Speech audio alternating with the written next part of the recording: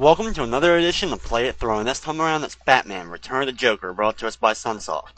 Now, of course, this is the sequel to the 1989 film Batman game that came out, and even though this one is really a lot different than that one, it is considered the sequel, and even so that when a third game came out, which was Batman Returns based on the Batman Returns movie, the Konami team, who ended up working on Batman Returns, actually named that one Batman 3 in some markets, including Europe and Japan. Now, this game, like I said, is a lot different from the first game, but still very good and shows why Sunsoft was a great developer of the 8-bit era. So let's get it going with Batman Return of the Joker, brought to us by Sunsoft. Now, just like a normal game, of course, I'm just going to go ahead and enter into the new game. Of course, you also can use a password, just go right ahead to the later parts of the game, but hey, really, what's the fun in just going ahead and skipping this great game? Now, you're going to notice right at the start that it's a lot different just even looking. Batman's a lot bigger, and all the character enemy sprites are a lot bigger as well from the original Batman game on the NES. And another thing about this game is you can see that the one thing I really don't like about it is the Batman's movements. He's very, very slow in this one. Now, considering how much I loved the movement and the jumping and all that was in the first Batman game on the NES, to see it like this and how slow he is and the fact that he doesn't have that awesome jumping ability is really a disappointment, but maybe better for Batman as a franchise to have it more realistic to this. Because, like I said before, there's jumping acrobatics that he was pulling off was much more of a Spider-Man characteristic than a Batman characteristic. Now, also with this game, another thing that can also be said bad about it is the fact that it doesn't have a whole lot of length to it, which is very, of course, unfortunate. And even though this one isn't based on a movie license, maybe they were rushed, I don't really know why. I mean, they put a lot of content in here, but it definitely, with these cool level designs. For example, like this one right here, of course, the giant blimp is following you, throwing bombs at you, while you're dealing with the enemies, while you're jumping over platforms, trying not to fall in holes. Which is a very cool thing, a very cool element. As well as you have later on in the game, we'll have to deal with a tank following us around, firing at us while we're doing basically the same thing. There's also a moving train level later in the game, so there is a lot of different gameplay elements, more so than maybe the first one in terms of just the level being trying to get you, instead of just you trying to get through the level, if that made any sense. Like in the first one, the level's already nicely designed and you have to worry about how you're going to make the next jump. While this one, in a lot of the places, has the level trying to get you with scrolling style levels and stuff like that, more so than you trying to just figure out where you have to go to next. You know where you have to go to next during this. You have to keep going and moving and not falling down the holes while trying to avoid the enemies. Another thing, of course, completely different from the first Batman game is the power-up system. Now, in the first one, we had a multiple choice of weapons. We had 3 weapons to deal with, and we'd switch them, randomly to do more damage to certain bosses and certain other enemies. Now here we go with the actual first boss battle, and I have, unfortunately, I don't really like the weapon I have going into this battle, but it doesn't really matter. This one really just becomes a shoot fest. Now he fires straight up in the line diagonally, as you've seen, and he also fires straight at me. So, most of the time it just comes down to him being really, really stupid and not attacking me. And I just keep standing there and pelting him as quickly as I can possibly press the buttons in order to end up killing him. Now, of course, if you have a turbo button, you can use that and do a lot more damage to him even quicker, but I figured I'd just take the time and keep mashing the button until my finger gets extremely sore, just for the sake of whatever, because it really isn't a necessity to use the turbo button on this game. And as you see, though, the really weird thing, though, is just the health meters. The fact that I have, no matter how much health I had going into the battle, I automatically get, the 80,000 health. And then my boss opponent, whoever my enemy is, gets a different amount of health depending upon what boss it is. Later levels, of course, the bosses have more health than, of course, at the beginning. So here we go with level 2, which ends up not having a boss battle, but it adds another cool element to the gameplay, which is in the second half of this level we'll get to when we get over to that point. As the game scrolls here, it's kind of weird though, because you saw how it scrolled there to get to the next part of the level. Well, later on it's just going to fade out when I get to the end. So it really would have been cool if they could have just made it all just one giant scroll, for each level, because you're going to see when I get up to the end, when I make this jump here, it actually fades out and continues the level. I'm still in stage 2-1, but it didn't do the scrolling, which would have been actually pretty neat to have been able to make it one solid level, but for whatever reason they decided not to do that. Now here we go with stage 2-2, and in this level, you can see that it's a scrolling shooter. Batman has like his bat jet going here, and his, his bat jetpack, and basically I have my weapon that I've been using, which I really like the weapon, when it's a big shot straight, and then explodes into a spread shot. And it's very useful against hitting enemies on the top and bottom at the same time during the course of this level. Basically though, it's just like any other scrolling shooter, but the only thing really that's a little bit of a pain is because Batman's sprite is so big that you have to move, and he moves pretty slow, that it's a little bit hard to dodge some of them, but it's very, very basic in terms of what the scrolling shooter would even involve, so it's really not that difficult to be able to take care of the enemies and not take too much damage. Now that was the end of it already. As soon as it began, it was already over, and that's going to clear stage number 2, and it's going to go into stage 3-1, which is a very weird thing, just the fact that we're in like a snow-filled place, and we actually have like Japanese-style enemies, like those classic, they look like they're wearing like a kimono type thing, and they're throwing tornadoes at me. It's just like a classic Japanese-looking enemy. I don't know, really. I thought we were still in, wherever. I thought we were in Gotham. Maybe not. I really don't know where Joker is. But all I know is I'm trying to walk through the snow, and I'm sliding and slipping all over the ice. Of course, adding that to the gameplay is fun. But since the platforms really aren't that hard to jump through, at least they didn't. This game is much easier than the first Batman game. I mean, far easier, and much easier than most Sunsoft titles. Sunsoft, I thought, always had the mentality of, we're going to give a small game, a shorter game, but it's going to be really difficult to deal with. While this one is a pretty short game, but it's much easier than its predecessor. I'm just going to wait for rocks to fall so they don't drop on my head and move over the platform. This platform is a little bit of a pain because you have to like kind of walk onto it if you want to try to even have an even shot at taking out that enemy across the way. Because if you jump at him, he just sometimes will end up hitting you, and you will sometimes fall backwards right down the pit. So you have to be careful about that one particular jump. Take out that enemy and go underneath this, kind of like Mario 1 here, dodging the fireballs. Move over and jump over the gap, and made it to the end there. So now we have another great gameplay element of like the stage trying to get me instead of me trying to figure out where to go in the stage, with the ceiling kind of collapsing on me like a classic platforming style thing that we've seen in many games, including Castlevania and Mario. As well as these very weird green spiders. I don't really know why there's radioactive green spiders, but just another thing for me to deal with here. As here's stage 3-3, and it's the second boss battle, which is a really lame boss. He has the same health as me. We both have 80,000 health, but it's extremely lame, because all he does is fly back and forth between the left and right side of the screen, and every time he lands, he ends up doing the same shot, which you can see does a lot of damage. So you think that's going to come down to, well, can I kill him before he ends up killing me? But there is a strategy to it, which at first I'm not really going to deal with the strategy. I'm just going to keep firing, because there really is no need to dodge it. I'll just take the damage when if I need it. But what I found out for the strategy is, if you walk into him, he only does a little bit of damage. As you saw, he only did, like 2,000 damage to me when I walked into him. And when you if you time it correctly, when you walk into him, you're still flashing when he fires the shot. So you end up being able to dodge the entire length of the shot. Now, I'm sure there's probably another strategy to that guy, but I've always found that just works the best for me, so I just go ahead and end up doing that.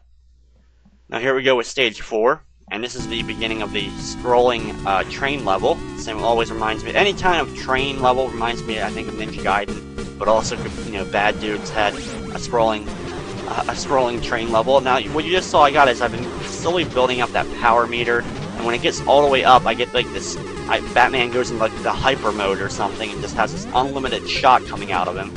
And it only lasts for as long as you can keep picking up little power-ups, and in this level, which is usually the level I end up picking up the bonus and getting that hyper mode, there isn't enough enemies to sustain me, so I only last a few seconds in that hyper mode, and I'm probably not going to even get up to that mode again during the course of the playthrough.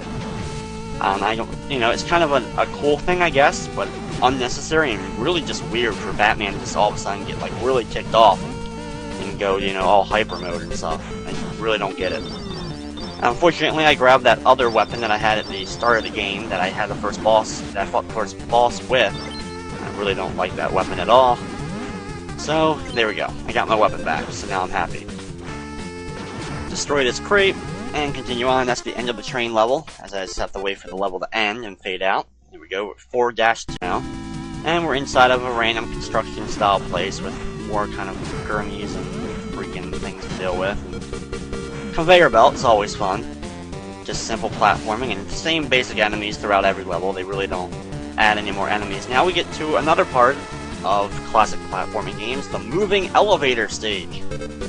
Where we're scrolling up and I have to deal with not the conveyor belts as well as the scrolling elevator, and you have this, basically the one enemy to deal with is this helicopter enemy firing the random shots at us on a constant basis, and he always ends up missing me half the time as long as I'm not standing directly under him. And I just have to slowly take him out. It takes a good amount of bullets to finally kill him though.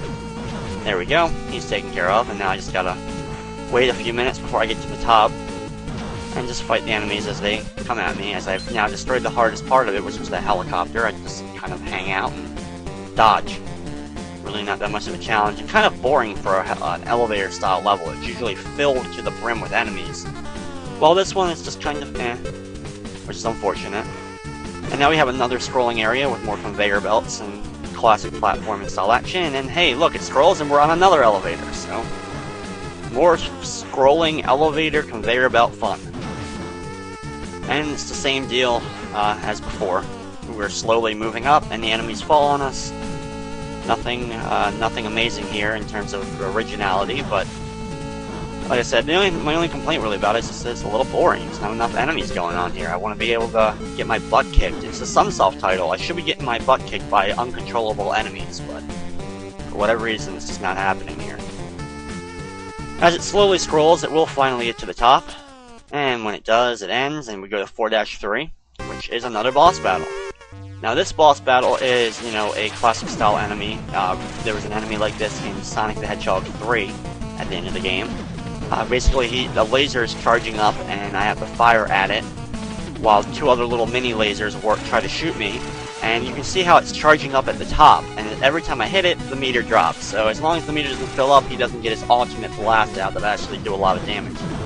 You can get pretty good at the timing of this, because all you have to do is to hit him a little bit, even with the spread shot, and you can take it down. If you get timing correctly, you actually can kill him completely without him ever getting the blast off. Moving back and forth, watching out for everything. My spread shot helps a lot, because it takes out those little tiny robots that are coming out the sides. As he's down almost. He's down to less than 30,000 health. Kind of a weird number, just how much power you end up having in this game.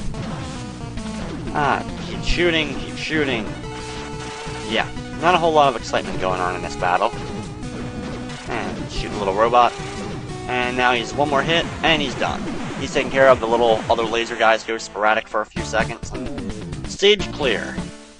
As Batman stands there, another level is complete, and we go to stage 5-1, which is a little bit of familiar territory to the first Batman game. There was a sewer level in the first Batman game, so I guess this is, at least something that we were familiar with the Batman titles. At some point or another, Batman's gonna go in the sewer, I guess.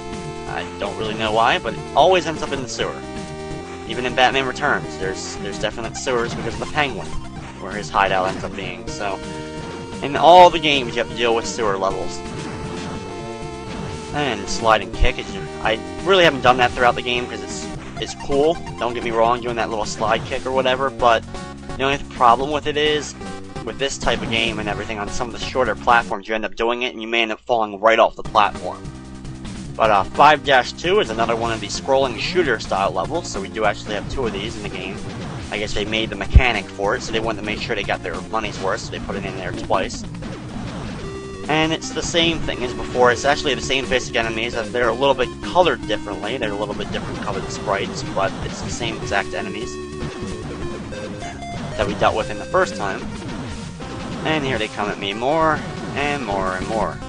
At least this one's filled with a little bit more enemies than the first one. Shoot him, and he's taken care of. Kill more guys, and yeah. Just like before, it's way too short and ends up being done very quickly, as we are now done It just takes forever to get through the level as it finally ends, and Batman slowly scrolls off screen. Stage clear. So, yep, stage 5 is done, and here we go at stage number 6. And this level is a military-style base, which is in the later half of this level is where we actually have to deal with that tank I mentioned earlier in the run. So that's going to be fun to deal with when we get up to it. Take out this guy, and take out the other little knife-throwing guy before I come up here. And more enemies, taking 2 shots to kill. Really not any challenge, though. As I get to the end here, scrolls through into the next area, and we have these lasers coming down at us. I'm going to try to slide my way through, but it doesn't necessarily work, and I end up taking damage, but oh well, it's really not that big of a deal. Now here's probably one of the harder parts. Anytime a platform just ends up falling on you at the time your jumps correctly, it can be a little bit challenging in any game. But that's actually probably one of the most challenging parts in the entire game. So here we go at stage 6-2, and it's the tank scrolling level. There's about 100 soldiers somehow in this tank. They'll keep randomly popping out while I take them out. Some of these guys end up taking 2 shots sometimes, and some of them end up only taking 1. It's like every other guy's 2, and then, you know, whatever. I really don't understand that whole element of why they would take multiple different, you know, same enemy, but they take different amounts of shots. Doesn't make much sense, but oh well. And the real challenge of this level is making sure you don't fall off the end and the spiked balls that fall from the ceiling, because the guys in the tanks really aren't too difficult to take care of. As I'm scrolling through like this giant forest, following this tank to wherever it's going to end up. Keep following it, shoot the guys, more guys die as we enter an actual like building style area, and it stops. And here we go at stage 6-3. And hey look, it's the Joker. So here we go with the actual first battle with Joker. This isn't the end yet, we still do have another level to deal with. But this is like the first battle with him. And he rides this like little contraption, kind of like a Dr. Robotnik style thing here. As he throws bubbles at us. I don't really get the concept, but apparently the Joker has a bubble making machine, and that's what he's going to use in order to take out Batman. Okay. Anyway, this battle just comes down to just being a very large dodge fest, and he gives you an open opportunity every few seconds where he'll just freeze in the middle there, and that's where I can get a good amount of hits in. So you just wait for those times, and then that's where you can really start blasting him. But the real whole point of the battle and what it is just it just takes a long time. It really isn't that hard to dodge all the bubbles, and you're going to take damage no matter what probably. But it's just really just comes down to just patience and dealing with the amount of length it takes to take out this contraption. Okay, he's down to over 20,000. There we go. That was a big, nice hit. Less than 10,000. A couple more hits. One more, and there he goes. He's taken care of. He flies off with a little jetpack helicopter style thing on his back. The stage is cleared, and now we're off to the final level of the games. Level 7. And it sounded like a deserted tropical island style setting, which is kind of unique actually. I really like it's actually really nicely drawn. The background of this level in terms of the other ones were just basically like, you know, conveyor belts and factories and stuff for the most part. This level I think is very nicely drawn with the palm trees and all the other stuff going on in the level. And the big dodging thing is just there's robots that kind of like go in a loop around you, but once you've done this level once or twice, you know exactly where they're going to be. And even if you've never done the level before, once you've seen the first one, you're like, oh, wait, they're going to keep doing this. So you just have to figure out how to dodge them and just stand in the middle half the time, and you're able to get through them. Now, this is actually a little bit of a challenge, dodging through this whole area because of these things where it's moving platforms, and if you accidentally hit the spikes, you end up dying. So it's a little bit of a challenge, actually. So I must say that this part shares a little bit of Sunsoft's difficulty, but not a whole lot. And here we go, Joker again. What a shock. Final boss battle here, as he's driving a very large robot contraption that kind of looks like a predator to me, just like the mask and the upper body of a predator. I don't know really why, but it just does to me. And for the battle, we gotta take out these little tiny spheres on the left and right side, glowing things that throw stuff at us. Okay, as you can see, every time I hit him, though, it does take away a little bit of his health, so it is kind of working towards an end goal here. Okay, now that that's taken care of, we gotta run in the middle, and every time he drops, there's little, like, you know, glowing, weird turquoise sphere blades. I don't know what they are exactly, but Every time he drops them, run in the middle real fast, get a good hit, maybe 2 if you're lucky, and just keep moving back and forth, and eventually he blows up and it exposes where he's sitting. And here we go with the final actual confrontation, where it's really not that difficult. No, and he's done. And Joker falls from his machine, and as you see, we were on a solitary island, and it explodes, and Batman leaves. And yeah. And now you see the whole island will explode, and it's taken care of, a whole bunch of explosion, and just completely disappears from sight, I guess. It just imploded on itself. And as Batman flies away from the island, we get to see all the great people that worked on this game at the bottom. So yeah, that's Batman Return of the Joker. In the end, it ends up being a much shorter game than the first Batman game on the NES, which is, of course, unfortunate, because it is a good game and had some cool gameplay mechanics that they added to this game. But I think it's just the whole thing that the first one was the first Batman game I had, and I played a lot. I didn't play this one as much as the first one, so my love definitely resides with the first Batman title on the NES more than this one, but this game is still a ton better than the third Batman title that came out on the NES, which is Batman Returns, which we'll be getting to very soon. So we look forward to playing that great game, because it was actually made by Konami and not made by Sunsoft. They decided to move the license or whatever. So you think Konami, it would be a great title, but it does end up having great music, but it falls in the gameplay department, and it just ends up being a very difficult, very challenging, pain-in-the-butt style game. But so this one definitely is a lot better than that one. So I basically rank them in the order they came out: Batman on the NES, Batman Return of the Joker, and then Batman 3, Batman Returns, if it really even counts, because it wasn't made by Sunsoft. But there's the end screen, and here comes the classic Sunsoft blue screen at the very end here, presented by Sunsoft. So there we go. That's going to wrap up another edition of Play It Through. I'd like to thank you for watching, and of course, I hope you enjoyed.